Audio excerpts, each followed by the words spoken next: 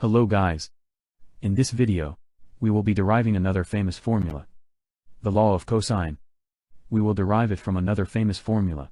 The Pythagorean theorem. The Pythagorean theorem provides a relationship between the lengths of the sides of a right-angled triangle, while the law of cosines provides a relationship between the lengths of the sides of any triangle. So let's start the derivation. Create an obtuse triangle ABC, where C is the longest side, and label an angle theta. We will get C using the Pythagorean theorem.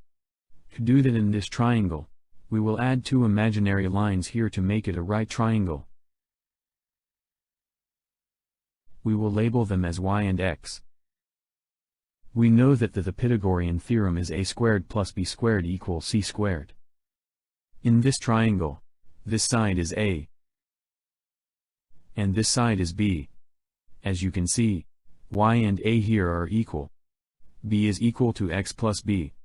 Substituting this to the formula gives us y squared plus x plus b squared equals c squared. But this formula uses unknown variables x and y. We need the legs of the obtuse triangle to solve for c, which is a and b. So here, this triangle is also a right triangle, which means that we can identify the value of x and y.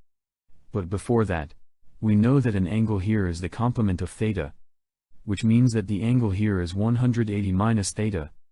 We will use this angle to solve for x and y. We will use SOHCAHTOA to find them.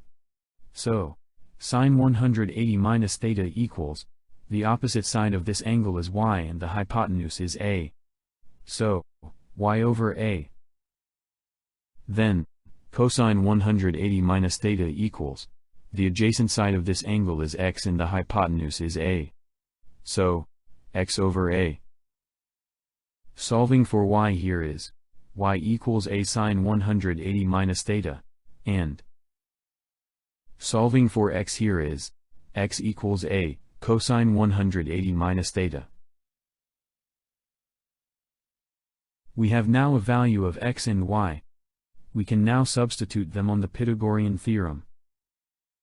So, a sine 180 minus theta squared plus a cosine 180 minus theta plus b squared equals c squared.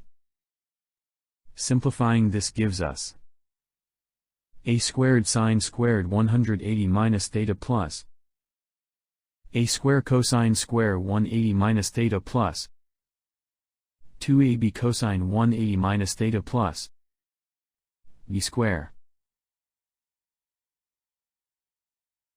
A squared is a common factor here, so we can factor it out as this.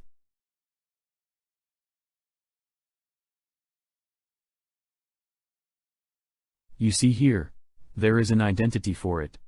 So, sine squared theta plus cosine squared theta equals 1.